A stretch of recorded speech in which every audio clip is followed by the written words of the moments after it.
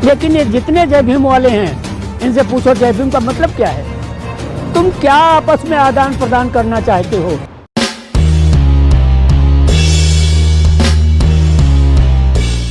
सर्वप्रथम इसमें जब हम आपस में मिलते हैं जी, तो सर्वप्रथम नमो बुद्धाय करते हैं, जय भीम करते हैं।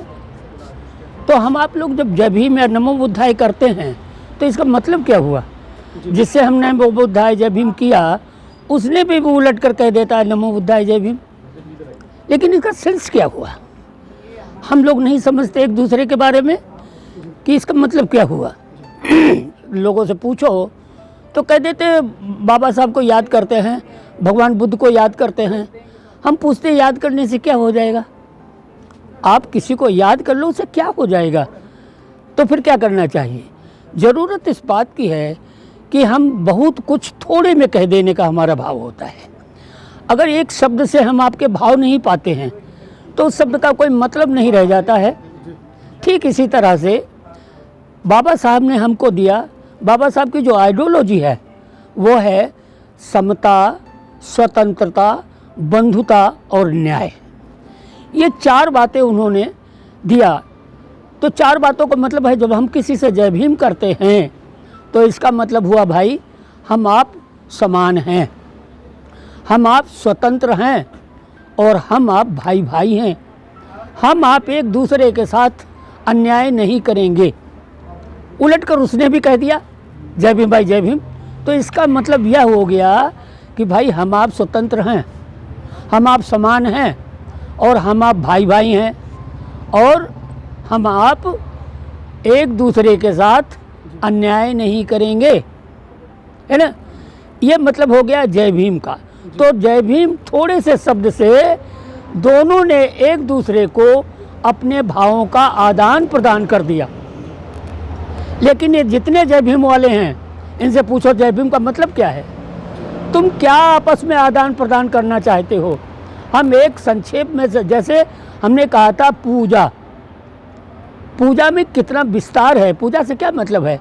और हम देखा दुखी कर देते हैं, जो लोगों को देखते हैं कहते करते हम भी वही करने लगते हैं, लेकिन उसका अभिप्राय तो पता नहीं है। जैसे ही आपने लाइट जलाई तो उसका भाव आना चाहिए। आप जिसके सामने दीपक जला रहे हो तो दीपक का मतलब है उजाला, और जिसके सामने जला रहे हो वो उजाला है, वो ज्ञानवान है। हम अज्ञानी हैं, हमें उसके बारे में नहीं पता है। तो पहले उसका ज्ञान, दीपक कह रहा है प्रतीक है ना, दीपक ज्ञान का प्रतीक है। तो जिसके हम पूजा करते हैं उसका हमें ज्ञान होना चाहिए, तो हमारा भी कल्याण हो जाएगा।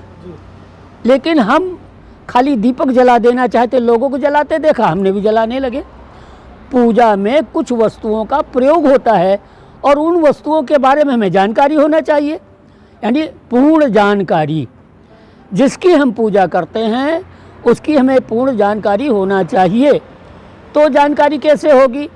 सपोज करो हम बुद्ध के सामने दीपक जला रहे हैं, तो बुद्ध के सामने जब दीपक जलाए तो दीपक जलाते समय आपके अंदर बुद्ध की करुणा, मैत्री आपके अंदर भर जानी चाहिए, भाईचारा भर जाना चाहिए, और आपके अंदर मुदिता, मुदिता में राग द्वेष रहित होती है, वो प्रसन्नता जिसमें राग भी नहीं है द्वेष भी नहीं है। तो मुदिता जो है वह सबके अंदर आ जाए। तो बुद्ध की ये चार विशेषताएं हैं, हाँ, करुणा, मैत्री, भाईचारा और मुदिता। तो जैसे ही आपको किसी चीज़ का बोध होगा तो आपके अंदर एक भाव जागेगा कि हम कितना दुखी थे, परेशान थे, अब मुझे कितना अच्छा लग रहा है। तो यह सुख दूसरे लोगों को भी मिल जाए जो हमारी ही तरह दुखी और परेशान हैं।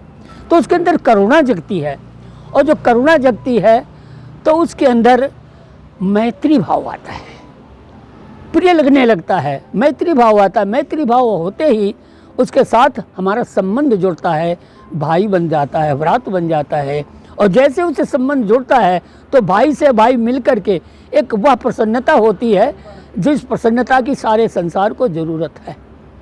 इसलिए यह भाईचारा मुदिता में बदल जाता है, प्रसन्न चित्त हो जाता है। इसलिए हम आप सभी लोगों को चाहिए कि नमो बुद्धाय करें, जय भीम करें, लेकिन उसका एक दूसरे को आप किस भाव से ये शब्द प्रयोग करते हैं, वो भाव एक दूसरे में प्रवाहित होना चाहिए। बनते जी एक शब्द आजकल प्रचलन में ज़्यादा आ रहा है जी, या कहीं के बौद्ध समाज को दिग्भ्रमित करने के लिए उस शब्द का प्रयोग किया जा रहा है। कोई जैन धर्म अपनाता है तो वो जैन कहलाता है जी, मुस्लिम कोई धर्म अपना रहा है तो वो मुस्लिम कहलाएगा जी, सिख कोई अपना रहा है तो सिख कहलाएगा। लेकिन बौद्धों को दिग्भ्रमित करने के लिए आजकल एक नव बौद्ध नाम से शब्द की व्याख्या आ रही है निकल के। जी, जी, कोई जी। बौद्ध बनता है तो उसके पीछे तुरंत नव बौद्ध की संज्ञा दे दी जाती है। जी, जी, और जी। उनके खिलाफ कुछ षड्यंत्र भी सोशल मीडिया पर फैलाए जा रहे हाँ। हैं कि जो नव बौद्ध बन रहे हैं वो कुछ ज़्यादा ही अग्रेसिव है। इसके बारे में बनते जी बोलिए। ठीक बात है। बात तो ये है कि आप कहीं भी, जैसे एक नाली की आदमी है, नाली की वस्तु है, उस नाली की वस्तु को आप किसी पूज्य स्थल पर रख दें, साफ जगह पर रख दें, तो यह वस्तु वहाँ पूज्य हो जाएगी कब? जब वह नाली की गंदगी नाली में छोड़कर जाएगा तब। और नाली की गंदगी लेकर के किसी साफ स्थान पर भी जाएगा तो वह स्थान पूजा के योग्य तो नहीं होगा, लेकिन गंदा वो भी हो जाएगा। ये जो लोग अपने को नवबौद्ध कहलाते हैं या लोग कहते हैं, वे अपना परिचय नहीं छोड़ते हैं।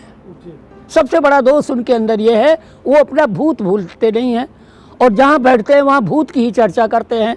तो जब भूत की चर्चा होगी तो सारा वाइब्रेशन, सारा वातावरण उसी से प्रभावित हो जाएगा। तब लोग जो कहते हैं, जो देखते हैं वही तो कहते हैं। बुद्ध के पास ऐसा नहीं था। जिस दिन आपको बोध हो जाएगा, आप बुद्ध को ढूंढ रहे हैं, कहाँ मिल जाएंगे बुद्ध? लेकिन बुद्ध ने दिया क्या? बुद्ध ने बोध दिया। सिद्धार्थ को स्वयं बोध हुआ, तो जिस बोध से वे प्रसन्न हुए, उन्हें लगा कि यह तो सबको चाहिए, क्योंकि खुद भी तो परेशान थे। तो सिद्धार्थ दो अतियों से परेशान थे, जो सारे संसार में दोनों अतियाँ छाई हुई हैं। वे दो अतियाँ क्या हैं कि भोग और योग। योग उसको कहते हैं ज़रूरत नहीं है, हाँ, लेकिन भोगे जा रहा है, यह है भोग। और योग उसको कहते हैं प्यासों मर जा रहा है, भूखों मर जा रहा है, लेकिन खाता नहीं पीता नहीं, उसको त्यागी कहते हैं। सिद्धार्थ दोनों स्थितियों से गुजरे थे। भोग की स्थिति में बुद्ध सिद्धार्थ के बराबर दूसरा कोई भोगी नहीं। पिता ने 3 ऋतुओं के 3 महल, विश्व सुंदरियाँ सेवा के लिए, तो ऐसे भोग में से ऊब गए वो। और ऊब गए तो निकले कब? पता कब लगा? जैसे जब किसी पेड़ में फल आते हैं तो पता लगता है, उसी प्रकार से सिद्धार्थ जब बाप बने तो उनको पता लगा कि वास्तविकता क्या है। फिर ये भोग से निकले तो भटकते रहे, और भटकते रहे तो त्याग में चले गए, और त्याग की भी अति कर दी। इधर भोग की अति कर दी, उधर त्याग की अति कर दी। त्याग की अति कर दी कि स्वर्ग जाने के लिए, सदैव स्वर्ग जाने के लिए भूखों मरने लगे। धीरे धीरे शरीर को इतना शक्तिहीन कर दिया। कहते हैं, लिखित में आता है कि खाने के नाम पर एक सरसों का दाना और पीने के नाम पर ओस का एक बूंद 24 घंटे में लेते थे। कैसे जिएगा कोई आदमी? तो मरणासन अवस्था पहुंच गई।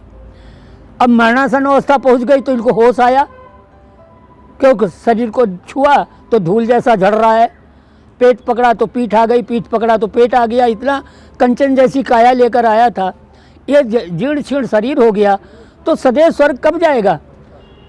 तो अब चिंतन, कहीं कोई गलती हुई है, कुछ हुआ है तो कैसे चिंतन करेगा? बहुत बहुत धन्यवाद बनते जी, हाँ। आपका अपने विचार आपने हमारे दर्शकों के लिए रखे। सब्सक्राइब करें आपके अपने चैनल समता आवाज़ टीवी को, बेल आइकन दबाना ना भूलें सबसे पहले हमारी वीडियो देखने के लिए।